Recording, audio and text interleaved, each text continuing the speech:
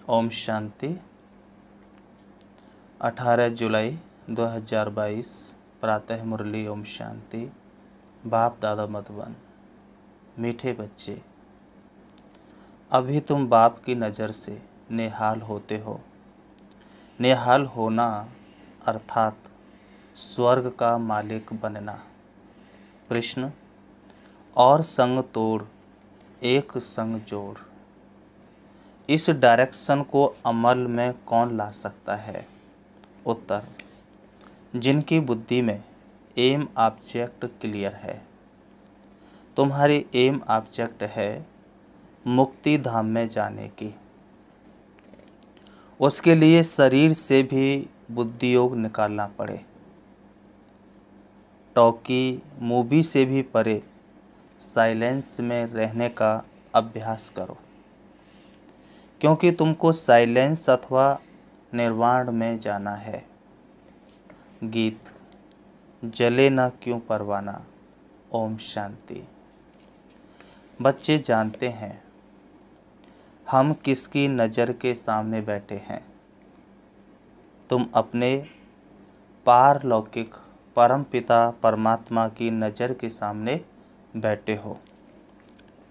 तुम जानते हो इस बाबा की नज़र के सामने आने से हम 21 जन्म स्वर्ग का वर्षा पाते हैं।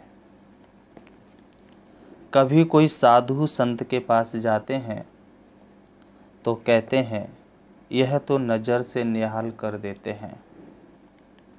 अब नज़र से निहाल का अर्थ तो तुम ब्राह्मणों के सिवाय कोई समझ नहीं सकते। नज़र के सामने अब तुम बैठे हो। बाप की नज़र में बच्चे, बच्चों की नज़र में बाप हैं। बच्चे निहाल होते हैं बाप की नज़र से। बाप से ही वर्षा मिलता है। तुम हो बेहद के बच्चे। तुम नज़र के सामने बैठे हो, बरोबर 2 अक्षर सुन रहे हो। मुझे निरंतर याद करो तो तुम निहाल हो जाएंगे, अर्थात स्वर्ग के मालिक बन जाएंगे। बरोबर सेकंड में नज़र से निहाल कर मुक्ति और जीवन मुक्ति दे देते हैं। वह है निराकार परमपिता परमात्मा। जानते हैं यह हमारे बच्चे आकर बने हैं, जिनको पक्का निश्चय है कि हम परम पिता परमात्मा की संतान हैं। वह जरूर स्वर्ग के मालिक बनेंगे। नज़र से निहाल भी होना है और स्वर्ग के मालिक भी बनना है। स्वर्ग में है बादशाही, यहाँ सब नरक के मालिक हैं, अर्थात नरक के निवासी हैं। उसमें भी नंबरवार पद हैं। भल अभी राजा ही नहीं है, परंतु वह भी दिल में समझते हैं ना कि हम जयपुर के मालिक थे। लिखते भी हैं महाराजा ऑफ जयपुर, महाराजा ऑफ पटियाला। कहने में तो आता है ना, वह खुद भी जीते हैं, उनकी वंशावली भी जीती है। अभी वह भी प्रजा में आ गए हैं। अब तुम जानते हो हम श्रीमत पर फिर से दैवी स्वराज्य स्थापन कर रहे हैं। बाप ने समझाया है यही भारत पावन था, अब पतित बन पड़ा है।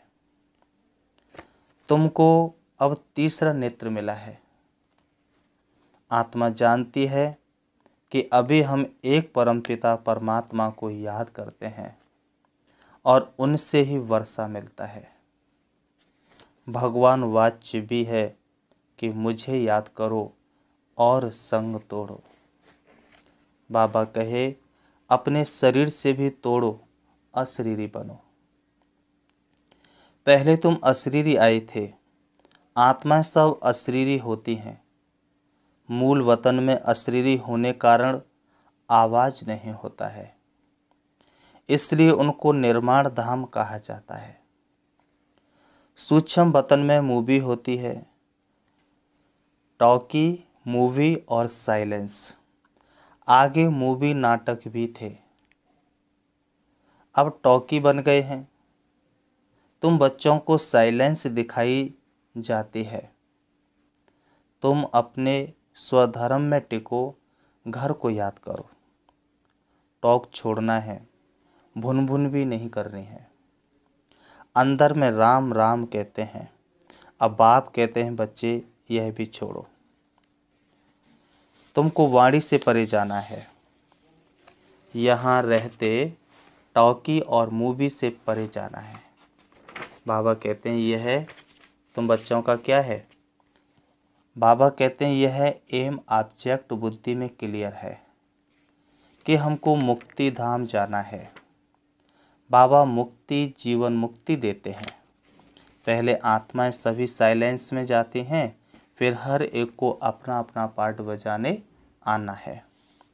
देवी देवता धर्म वालों का अपना पार्ट, इस्लामी बौद्धी धर्म वालों का अपना पार्ट। यह सब बातें तुम बच्चों की बुद्धि में है। बाप के पास यह सारी नॉलेज है। जब तुमको सारी नॉलेज सुनाते हैं, आप समान बनाते हैं, तुम फिर औरों को आप समान बनाओ, ज्ञानी और योगी बनाओ। जो नॉलेज मेरे पास है वही तुमको देता हूँ। आत्मा ही ग्रहण करती है। नंबर बार पुरुषार्थ अनुसार नॉलेज फुल बन जाते हैं।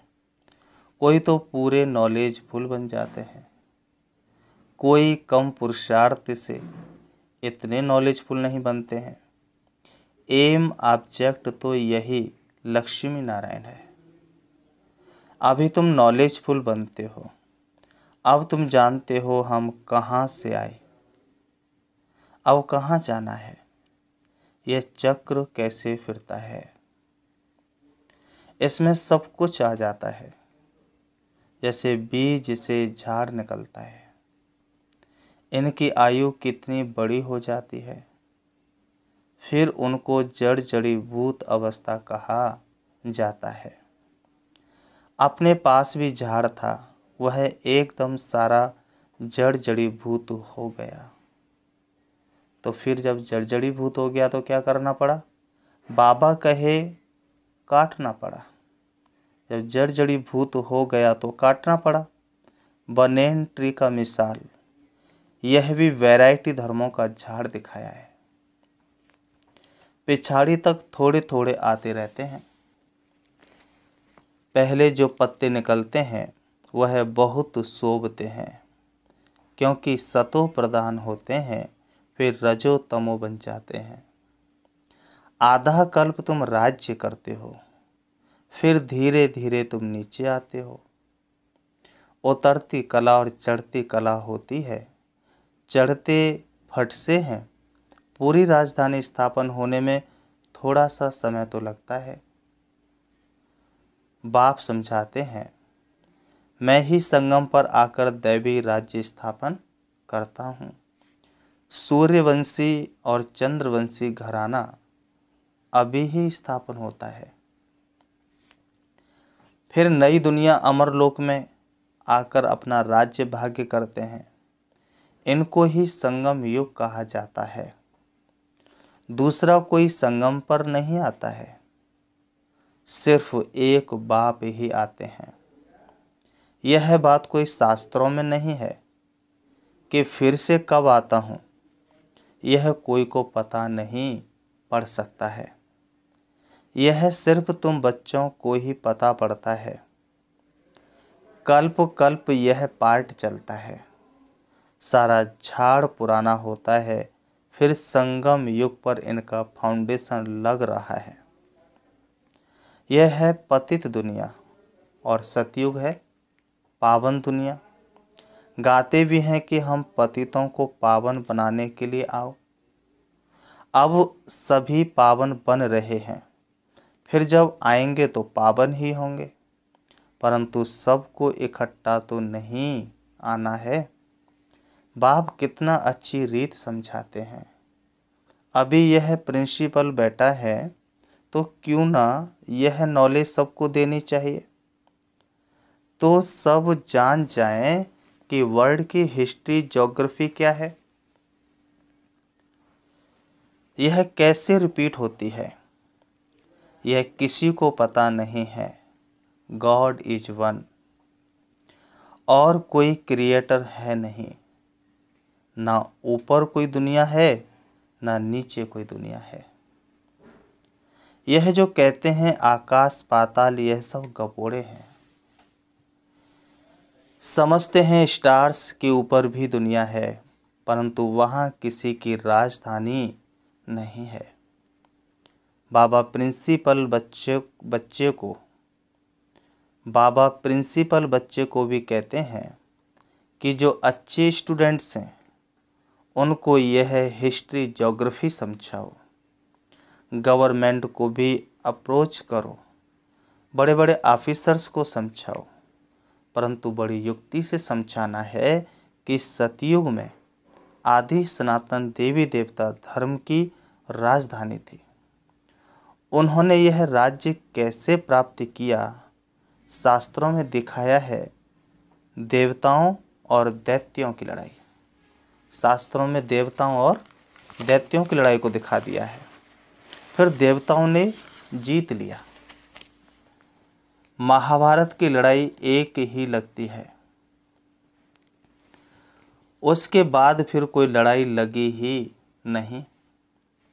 बाप कहते हैं स्कूलों में बच्चों को यह नॉलेज दो। कोई इन्वेंशन निकलती है तो पहले राजा को दिखाते हैं, फिर उन द्वारा वृद्धि को पाते हैं।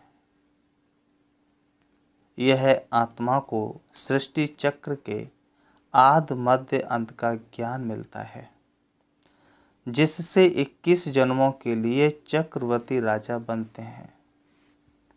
तुम्हारे में भी बहुत हैं जो पढ़े लिखे नहीं हैं। बाबा कहते हैं बहुत अच्छा, बाबा कहते हैं बहुत लिखे पढ़े भी थे, परंतु यह इम्तिहान पास नहीं कर सके। यहाँ तो सेकंड की बात है।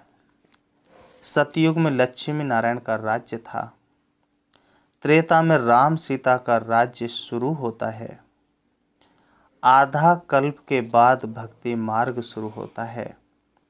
धक्के खाने पड़ते हैं, मनुष्य कहते भी हैं ओ गॉड फादर, तो जरूर उनसे हेवन का वर्षा मिलना चाहिए। मनुष्य जब मरता है पूछा जाता है कहाँ गया, कहते हैं स्वर्ग सिधारा। वह समझते हैं आसमान में स्वर्ग है, कितने बेसमझ बन गए हैं। यह है ही कांटों का जंगल, भारत ही फूलों का बगीचा है, अब तुम फ्लावर बन रहे हो। बाप समझाते हैं कोई को भी दुख नहीं देना है, दुख दिया तो दुखी होकर मरेंगे, ऊंच पद पा नहीं सकेंगे। तुम जानते हो हम बाबा के पास आए हैं सदा सुख का वर्षा पाने। तुम ब्राह्मण बने हो, ब्राह्मण सबसे ऊंच गाए जाते हैं। ब्राह्मणों की निशानी है चोटी। अच्छा, ब्रह्मा का बाप कौन है? वह है निराकार शिव। ब्रह्मा का बाप वह है निराकार शिव। शिव बाबा और प्रजापिता ब्रह्मा है साकार। बाबा कहते हैं अब शिव बाबा की निशानी क्या रखें? परम पिता परमात्मा तो स्टार है, परंतु ना जानने के कारण बड़ा लिंग बना देते हैं। बिंदी की पूजा कैसे करें? रुद्र पूजा भी होती है। रुद्र शिव को बड़ा बनाते हैं और शालिग्राम छोटे छोटे बनाते हैं। कहते भी हैं ब्रकुटी के बीच में स्टार है। आत्मा का भी साक्षात्कार होता है। जैसे आकाश में तारा टूटता है तो सारा सफेद हो जाता है, वैसे आत्मा भी बिंदी है। आकर इतने बड़े शरीर में प्रवेश करती है। बाबा कहते हैं फिर कितना काम करती है। आत्मा इतनी छोटी जब शरीर से निकल जाती है तो फिर शरीर कोई काम नहीं कर सकता, कहेंगे मर गया।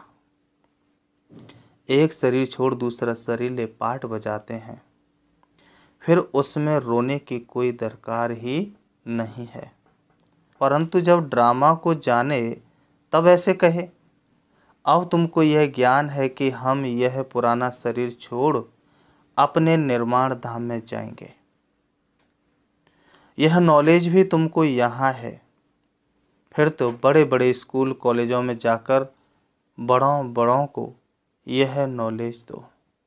बाबा कहते हैं तो भारत में सूर्यवंशी चंद्रवंशियों का राज्य था,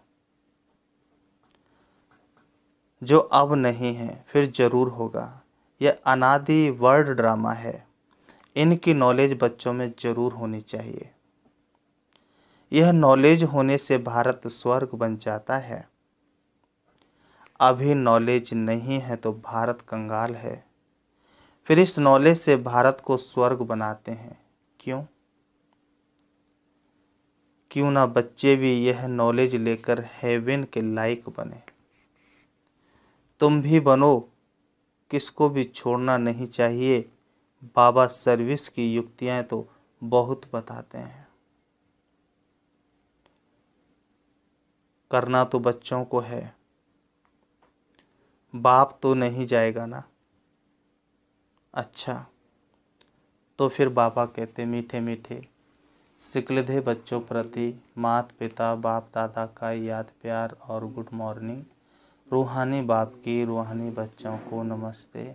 हम रूहानी बच्चों की रूहानी बाप दादा को याद प्यार और नमस्ते नमस्ते नमस्ते। बाबा ने धारणा के लिए मुख्य सार में बताया, नंबर 1, अपने स्वधर्म में स्थित रहे साइलेंस का अनुभव करना है, क्योंकि अब वाणी से परे निर्माण धाम में जाने का समय है। दूसरा बाबा ने बताया, सुखदाता के बच्चे हैं इसलिए सबको सुख देना है, किसी को भी दुख नहीं देना है। सच्चा फ्लावर बनना है, कांटों को फूल बनाने की सेवा करनी है। वरदान में बाबा ने बताया कि सर्व शक्तियों से संपन्न बन हर शक्ति को कार्य में लगाने वाले मास्टर सर्वशक्तिमान भव। स्पष्टीकरण, जो बच्चे सर्व शक्तियों से सदा संपन्न हैं वही मास्टर सर्वशक्तिमान है। कोई भी शक्ति अगर समय पर काम नहीं आती तो मास्टर सर्वशक्तिमान नहीं कह सकते। एक भी शक्ति कम होगी तो समय पर धोखा दे देगी, फेल हो जाएंगे।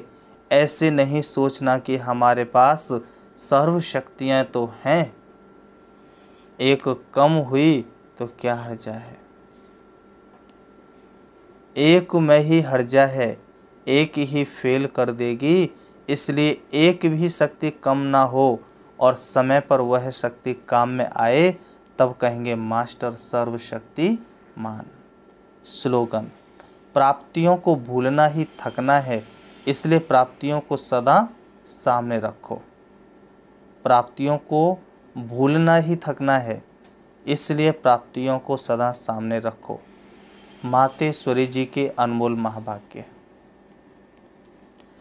जब हम ओम शब्द का उच्चारण करते हैं तो ओम का अर्थ है मैं आत्मा हूँ और परमात्मा का बच्चा हूँ।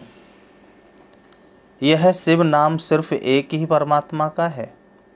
इस शब्द पर बहुत ही मनुष्य ऐसा प्रश्न पूछते हैं, परमात्मा तो सारी दुनिया का मालिक अथवा बाप है, उसे फिर शिव नाम से क्यों बुलाते हैं। अब इस राज को दुनिया नहीं जानती। परमात्मा का नाम है शिव, क्योंकि दुनिया में अनेक धर्म हैं, तो हर एक धर्म वाले परमात्मा को अपना अपना नाम देकर बुलाते हैं। कोई गॉड कहकर बुलाएंगे, कोई खुदा, कोई अल्लाह, कोई फिर शिव कहकर बुलाते हैं। वैसे भारत में परमात्मा शिव के नाम से गाया हुआ है, तो सारी दुनिया विलायत वाले शिव नाम से परमात्मा को कैसे मानेंगे। बाबा कहते हैं अब इस पर समझाया जाता है, वास्तव में परमात्मा का नाम शिव है, वो ज्योति स्वरूप है। उनकी यादगार प्रतिमा शिवलिंग रूप में पूजी जाती है। सो भी खास करके भारत में पूजा ज़्यादा होती है, क्योंकि परमात्मा का जन्म भारत खंड में हुआ है। तो जरूर इस देश का ही नाम पड़ेगा, जरूर परमात्मा एक ही जगह आएगा ना। अगर विलायत के तरफ आएगा तो भारतवासी कैसे मानेंगे। परंतु भारत खंड का नाम बड़ा मशहूर है, यह अविनाशी खंड गाया जाता है, इसलिए यहाँ खुद परमात्मा पधार गए हैं। और परमात्मा के महावाक्य हैं कि जब भारत पर अति धर्म ग्लानि होती है, तब ही मैं अधर्म का विनाश कर सतधर्म की स्थापना करने आता हूँ। और यह सारा कार्य मैं एक बार अवतार धारण करके करता हूँ। तो परमात्मा का अवतरण भी भारत में हुआ,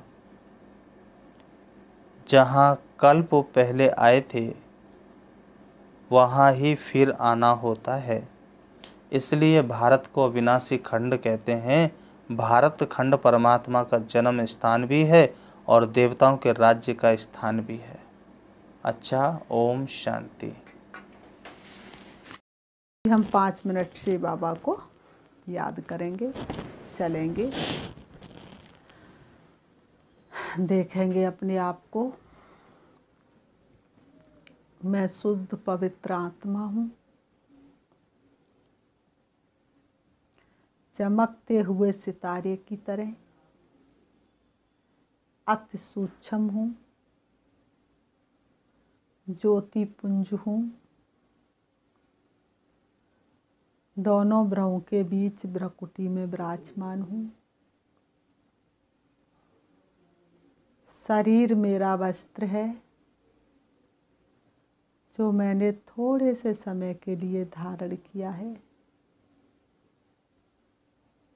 वास्तव में मुझे आत्मा का घर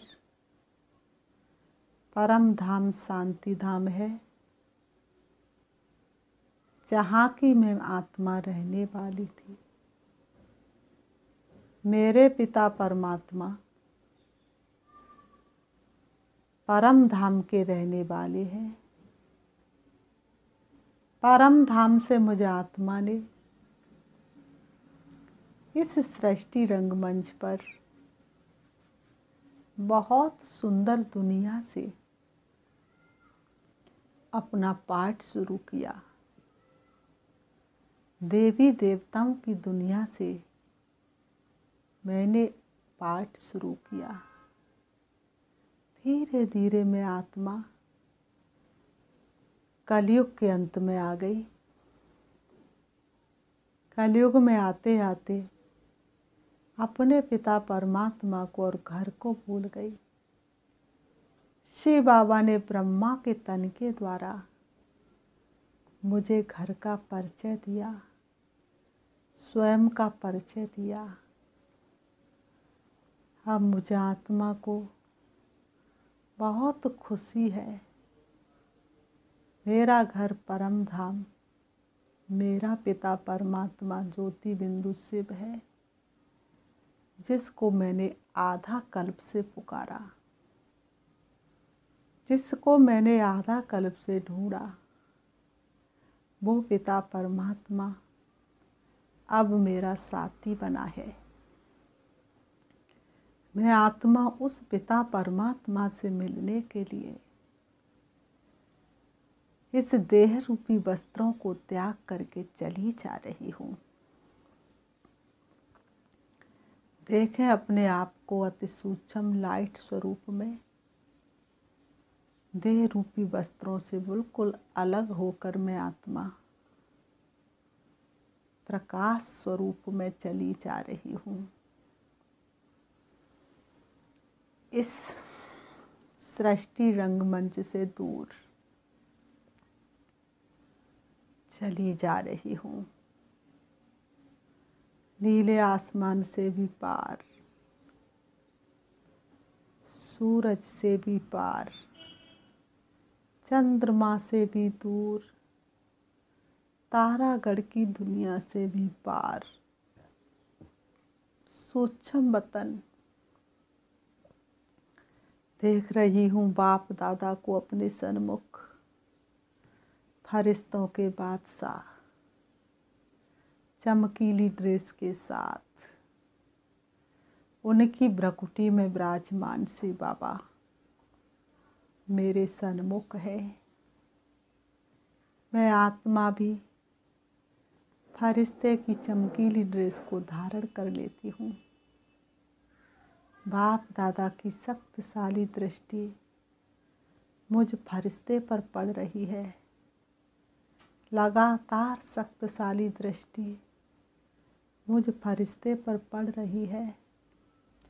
अब मेरी चमकीली ड्रेस भी समाप्त हो जाती है। अब मैं आत्मा के स्वरूप में चली जा रही हूँ। प्रवेश करती हूँ हल्के सुनहरे लाल रंग के आसमान में, जहाँ चारों तरफ दिव्य प्रकाश फैला हुआ है। चारों तरफ लाइट ही लाइट है, शांति ही शांति है। मुझे बहुत हल्कापन महसूस हो रहा है। ये कैसा अनोखा अनुभव हो रहा है। मैं देख रही हूँ अपने पिता परमात्मा को अपने सन्मुख दिव्य दृष्टि के द्वारा। श्री बाबा से शक्तियाँ निकल के मेरे जन्म जन्मांतर के पापों को खत्म कर रही हैं, मुझ आत्मा को भरपूर कर रही हैं, मुझे आत्मा में शक्ति भरती जा रही है। श्री बाबा से शक्ति लेकर मैं आत्मा वापस आ रही हूँ। परम धाम से नीचे, सूक्ष्म वतन से नीचे, तारागढ़ से भी नीचे, चंद्रमा से भी नीचे, सूरज से भी नीचे आ जाती हूँ सृष्टि रंगमंच पर। आकर के दोनों भ्रुओं के बीच भ्रकुटी में विराजमान हो जाती हूँ। ओम शांति। ओम शांति।